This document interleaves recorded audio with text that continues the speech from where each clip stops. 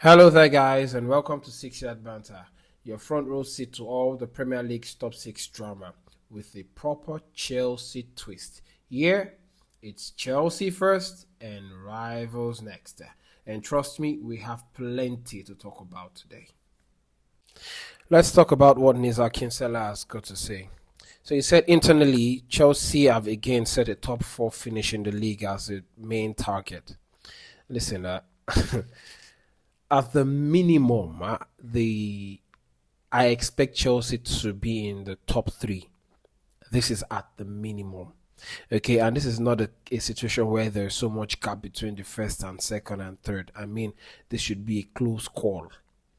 Okay, this current squad, having watched them in the last phase of last season and in the Club World Cup as well as the preseason, this team look really, really serious, and there's no way anyone is going to tell me that this team is not ready to challenge. I'm not saying they're going to win the league, but this my Chelsea that I'm seeing, they are there to cause a real big upset. So let's talk about what Fabrizio Romano has had to say about Alejandro Garnacho. According to Fabrizio, Chelsea have stepped up talks for Alejandro Garnacho. Club to club discussions with Manchester United are now well underway. Personnel terms with Garnacho are agreed, and the two clubs are now in negotiation over a fee.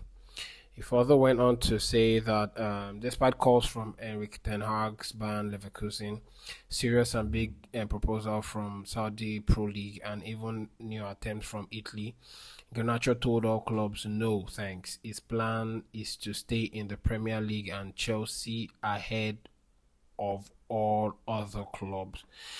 This one, yeah, to me, I feel like it's as good as done already. I expect that this should be concluded even before the end of the week at the most. Okay. But I expect that I expect that both parties should meet at the middle, like have a middle ground, and yeah. So may probably Chelsea having to pay £40 million and then some add-ons, or at the most a sell-on clause. Um, yeah, that's what I think about Alejandro Garnacho. And for me, I wish we had gone for Fofana, Fofana of Lyon that is being courted by Everton. But well, Garnacho is what the sporting directors want. Well, they've done enough to prove us wrong and show us that their idea is good. So I'll just trust their judgment on this and hope that it comes right this time around. According to the Guardian, Chelsea want to include Christopher Nkunku to in a deal to sign Xavi Simons, and then Pletigo also confirmed that Simons has already agreed full terms with Chelsea and is still waiting to join, and is waiting patiently for that to happen. I'm very calm on this one. I'm calm and I'm excited because Xavi Simons is one that does Nkunku's job very well. At the same time, has a bit of defensive side to his game. That that's one thing Xavi Simons have that Nkunku doesn't, and is more techier. Is more techie than Nkunku, and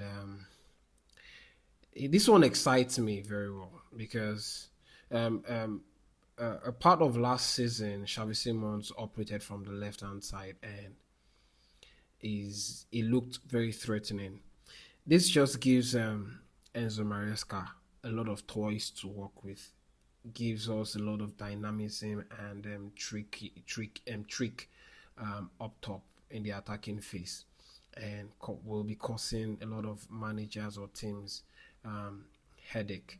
This is something that I don't think the rest of the Premier League teams are ready for. Well, for me, well, you see Xavi Simons, I think it's already done. I believe it's just Chelsea waiting to sell players like Jackson and Nkunku and maybe if a couple more players, and for us to have an announcement that Xavi Simons is a year we go. Now let's talk about the two Manchester clubs. Okay, so we'll start with Manchester United. Manchester United step in here because I thought this club was broke. I thought they could not afford so many players, to buy so many players, because after Sesko, I thought that would be all, but now they seem to be going for Donnarumma and Baleba of Brighton. How are they getting this money? And because if this had to be Chelsea, or if this was Chelsea, the whole Premier League will be on meltdown. So how are they doing this? Anyway, there's something that no one is paying attention to. United are slowly piecing their team back together. And if they happen to get their targets in Baleba and Gianluigi Donnarumma, that's going to be another statement that United are making. They are not, and plus the fact that they only play one game per week. I'm not going to be seeing them as a team fighting to play in the Conference League. I reckon they will be screaming for the top six. That's the Europa League and the Champions League. They will have a shout for it. So if they get Donnarumma, that's Manchester United, and they get Baleba. Baleba is one player that United really need in their midfield. He's press resistant, and he's very good with the ball. He's a very good ball user, like someone like Caicedo. So that team with Baleba in it, that's good. That's one hell of a shout. Anyway, let me know what you guys think about Manchester United going for Baleba and Gianluigi Donnarumma. Manchester City are also going for Donnarumma. What City are doing, I really do not understand. They happen to be going for Rodrigo, and they showing serious interest in Donnarumma.